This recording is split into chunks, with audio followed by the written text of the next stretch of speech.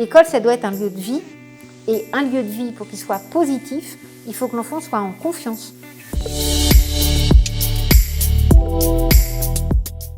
Pour qu'un élève soit épanoui, il faut qu'il soit sécurisé, protégé, avoir une bonne estime de lui-même. C'est vraiment la triptyque absolument indispensable à la maison, dans la société et à l'école, bien évidemment. C'est pareil pour les adultes, mais ça commence dès l'enfance. Donc, pour que l'enfant puisse être pris en charge au mieux de la maternelle au lycée, il faudrait que l'école puisse être un lieu protecteur, sécurisant, valorisant. Et pour ça, il faut qu'il y ait la rencontre avec l'autre. L'enfant sans l'autre, il n'existe pas. On a vu les effets positifs, mais aussi les dégâts du distanciel, en particulier chez l'écran, quand il n'y avait pas d'adultes pour accompagner, pour soutenir. On voit quand les classes sont trop importantes, pour accompagner, pour soutenir, l'enfant n'a pas le temps de créer cette relation de confiance avec l'adulte et réciproquement.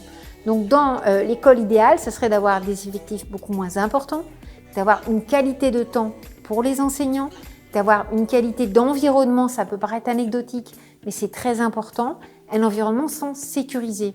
Il y a des établissements scolaires, il y a des caméras, il y a des barbelés, il y a des digicodes. Ça donne une ambiance assez carcérale, assez particulière, pas très sécurisante et pas forcément une école du bonheur et du bien-être. L'école, ça doit être un lieu de vie et un lieu de vie, pour qu'il soit positif, il faut que l'enfant soit en confiance.